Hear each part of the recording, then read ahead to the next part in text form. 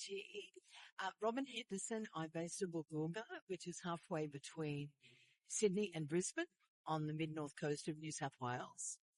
I am, at time of recording, I'm a baby boomer, age 72, and I have been self-employed for 30 plus years, and I've had lots of different uh, lots of different roles over the years. And I think now, I think actually once you hit 60, you get to the point where you go, what brings me joy?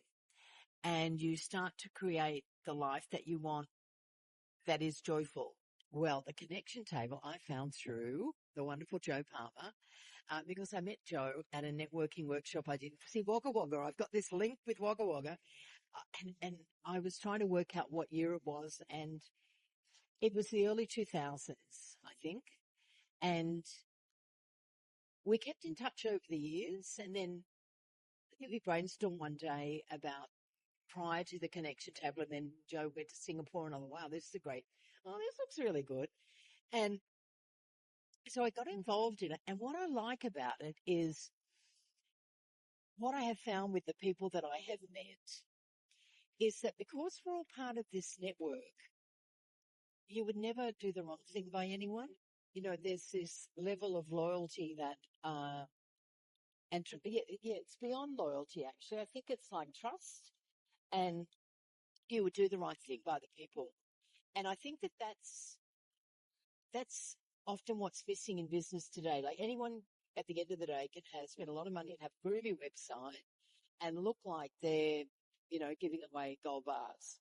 But at the end of the day, if they don't deliver, and there's that many scams that are happening, that's people that, just take advantage of you. So I guess knowing that you're part of a national network of like-minded people who share a common belief of supporting each other. And I think the mistake that I've made with Connection Table is that I don't go there as often as I should or could. I know that I do my LinkedIn every day, but I really should go to the Connection Table every day because I love when we get the things in about, where the various board things are and the updates of what's on. And I've been to a number of the professional development things. And I think what's good also, and I remember sending Jo a question, what do you think of this? And she said, well, why don't you put that up on the connection job? I went, oh yeah, why don't I do that? And that was, you got to remind yourself to use it. I think that's the real key. So to get the most out of being a member, you need to visit it, even if not daily, you need to be there, 3 or 4 times a week. So, just make it as a habit, part of your habits.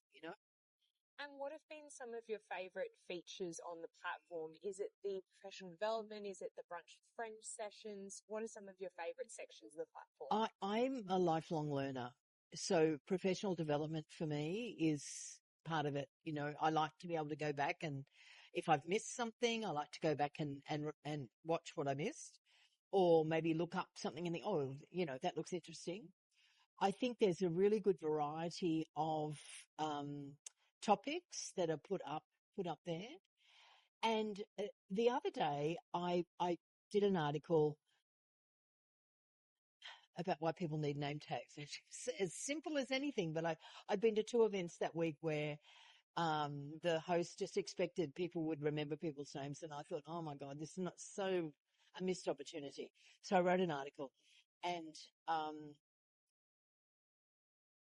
I thought, yeah, I need to put this up on Connection Table because that's another, like Connection Table is also very well linked, like social media wise. So it's another thing that you've got out in the stratosphere or whatever they call it these days.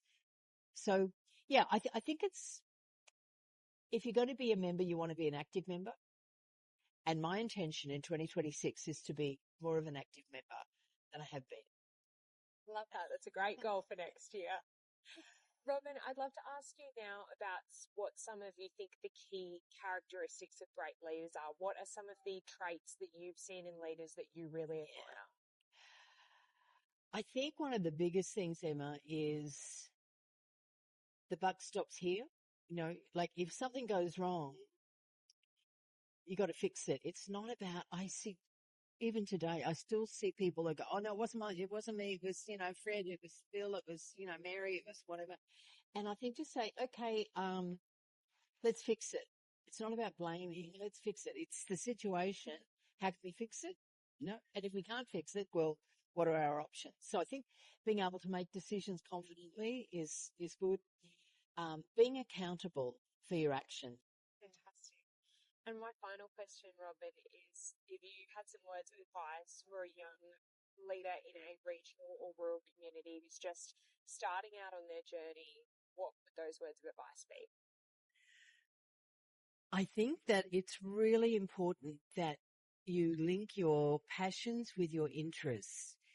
Sometimes we have jobs, and I've had lots of jobs over the years that have just been, um, they've paid the bills. But when you meet someone who's really passionate about what they do, that passion comes through. And I think that passion, and I think not underselling, sometimes I met a woman recently who said, oh, I've been in the marketing area for 20 years, but I've only been in business 1 month. And I said, no, you've been in the marketing for 20 years. You you didn't forget anything there. You're taking it in. So don't dismiss your past because you've only just started. We all just start. I'm studying screenwriting. I am so far from being a screenwriter, but I've been studying it. So I say emerging screenwriter. That's how I describe it. So one day I'll generate income from that, hopefully 2026. But I think it's not dismissing the skills that you've got, because whether it was hospitality or it was being involved with the nippers on the beach or the local football team, that skill that you've got, it's leadership, it's team management, it's organising, it's important. Fantastic. Thank you so much for a very fulfilling and wonderful chat, Robyn. Oh, thanks. Thank you. Look forward to seeing you on the connection table.